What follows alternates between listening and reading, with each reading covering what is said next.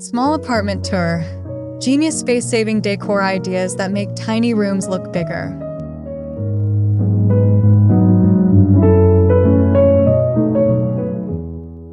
Hey there. Come on in and watch your elbows. I'm so thrilled to finally show you around my latest project. You know how most people look at a 400 square foot studio and see a shoebox? Well, I see a high-stakes puzzle waiting to be solved. We've all been told that living small means living less, but I'm here to debunk that myth entirely. Are you ready to see how we turn this cramped, cluttered unit into a breezy, functional sanctuary?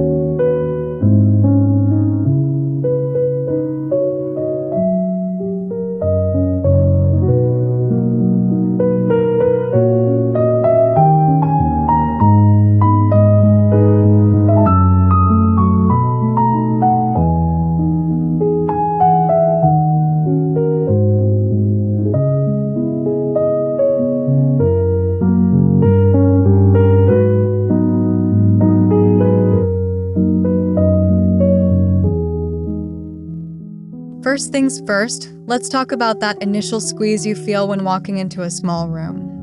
Why does some furniture make a room feel like it's closing in on you? It's usually about the visual weight.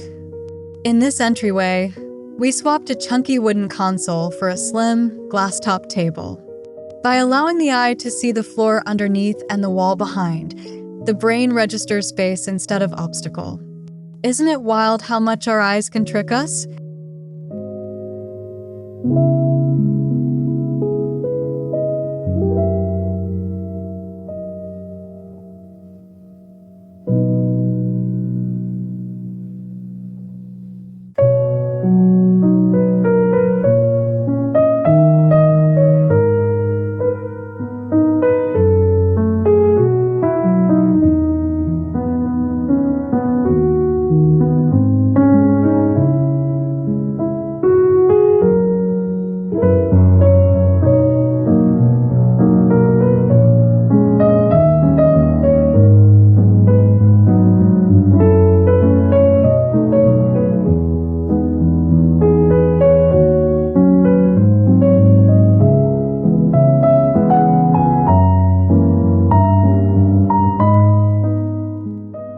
If you take away nothing else today, remember this: shadows are the enemy of small square footage. Dark corners literally shrink your room by hiding the boundaries of the walls. In this apartment, we didn't just stick to one overhead light. We layered it like a pro. We added floor lamps that wash the ceiling in light and LED strips under the kitchen cabinets. Doesn't the whole place feel like it's breathing now? Good lighting is like an instant square footage upgrade.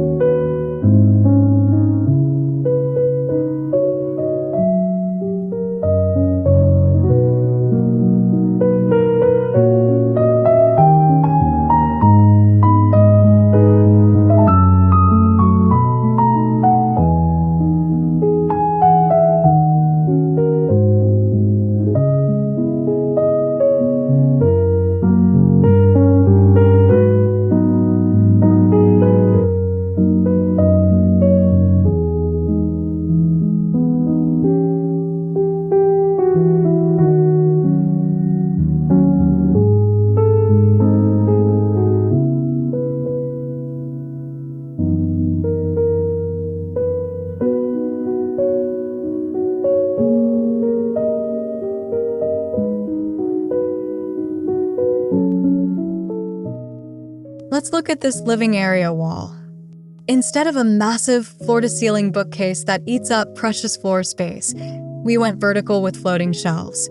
Why does this matter? Because floor real estate is the most expensive thing you own.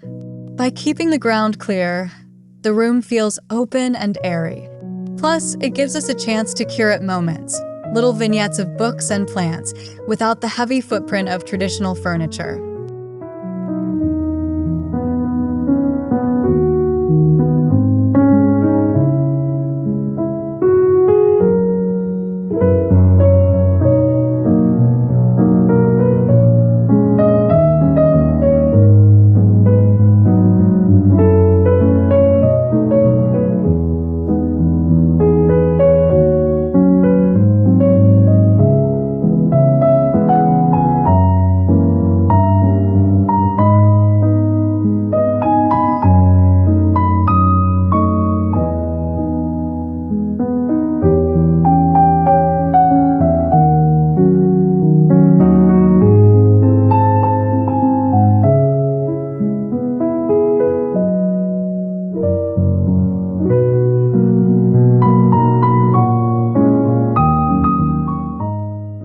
You've heard the use mirrors tip 1,000 times, but are you using them correctly? I'm not talking about a tiny vanity mirror. I'm talking about a massive, leaning floor mirror positioned directly opposite the largest window. Why? Because it acts as a second window, reflecting the view and doubling the light. It's the oldest trick in the book, yet so many people get it wrong by placing mirrors where they just reflect a boring blank wall.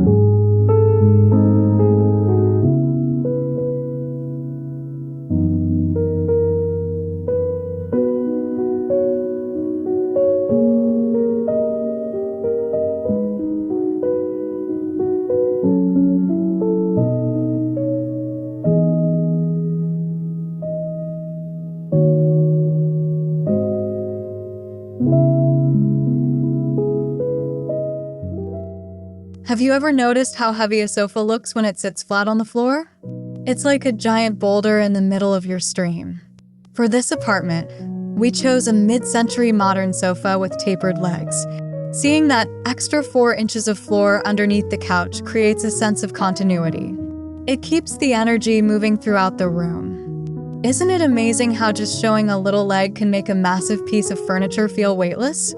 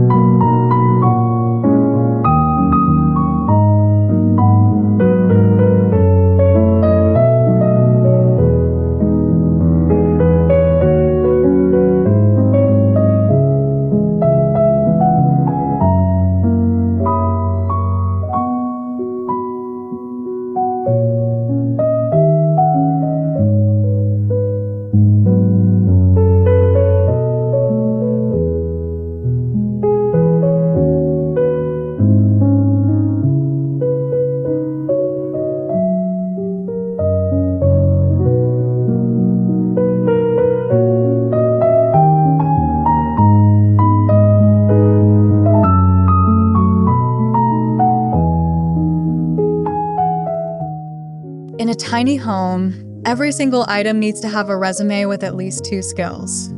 Take this coffee table, for example. It looks like a sleek oak block, right? But wait, the top lifts up to become a desk, and the inside stores all the extra blankets and pillows. Why settle for a table that just holds a remote when it could be your office and your linen closet too? It's about working smarter, not harder with your decor.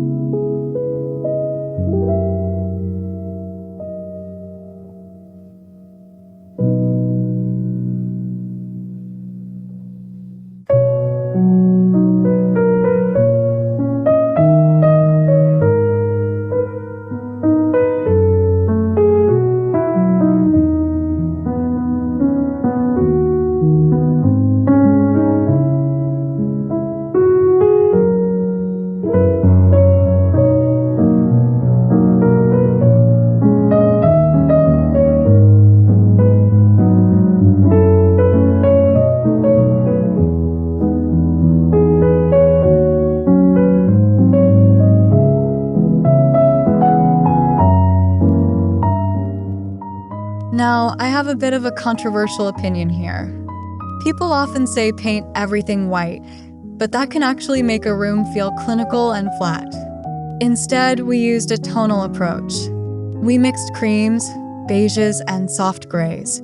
This adds depth without the jarring contrast that breaks a room into small pieces. By keeping the colors in the same family, your eye glides across the space without stopping. Doesn't that feel much more sophisticated than a plain white box?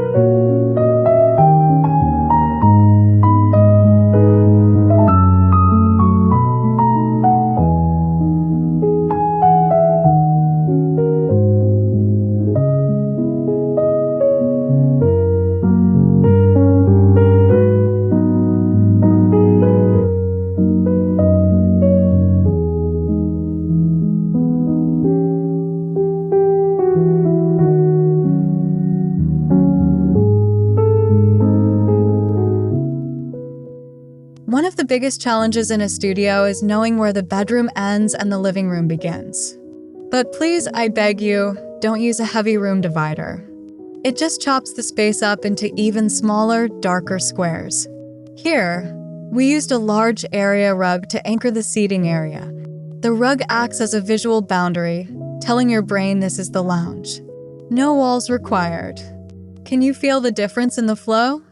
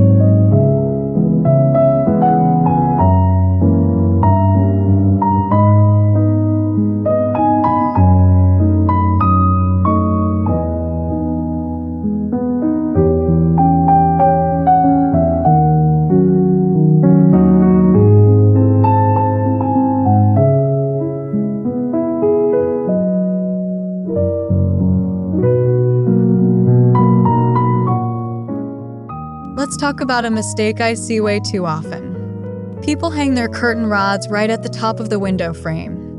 Why do that when you can hang them at the ceiling?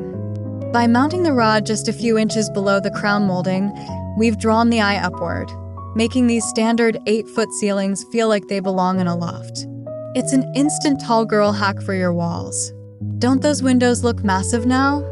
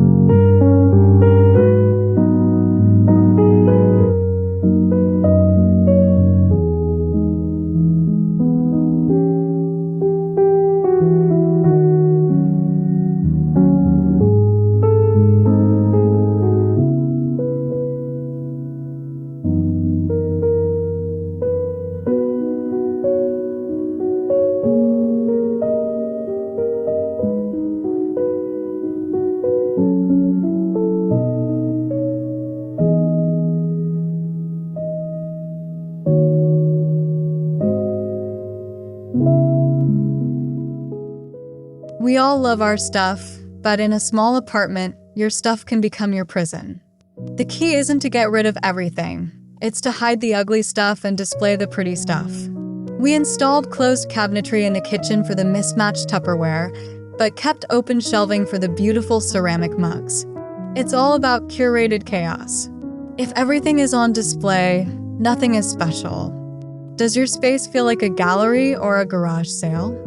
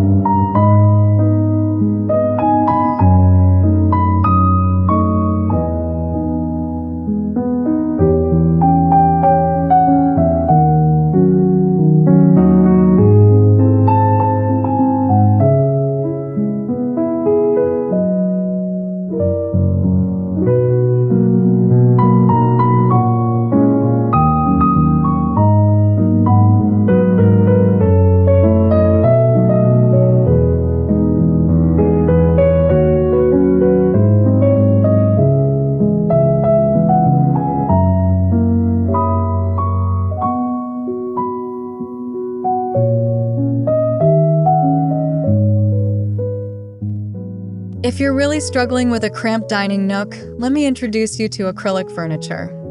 These ghost chairs are a designer's secret weapon. They provide seating without taking up any visual space. You look right through them. It's the perfect solution for when you need functionality but don't want to see the clutter. It's almost like the furniture isn't even there. Isn't that the ultimate goal for a tiny, crowded corner?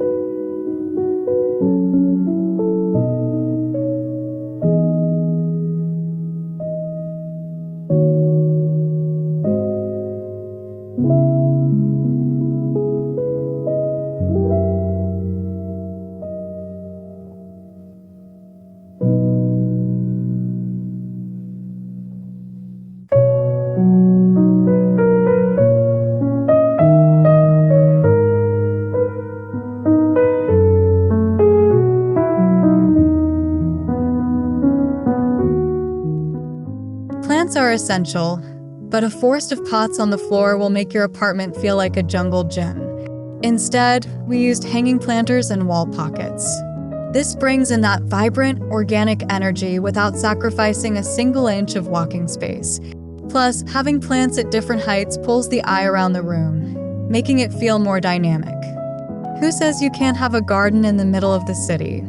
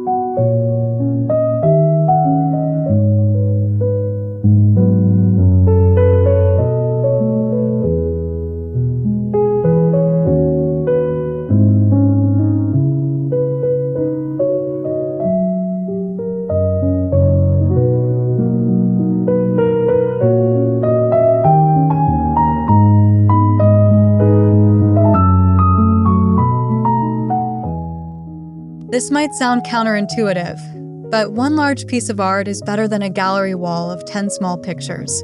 Why? Because many small items make a wall look busy and cluttered. A single bold statement piece creates a focal point and gives the room a sense of grandeur. It tells the viewer that this room is important, regardless of its size. Don't be afraid to be a little bit dramatic, even in a small space.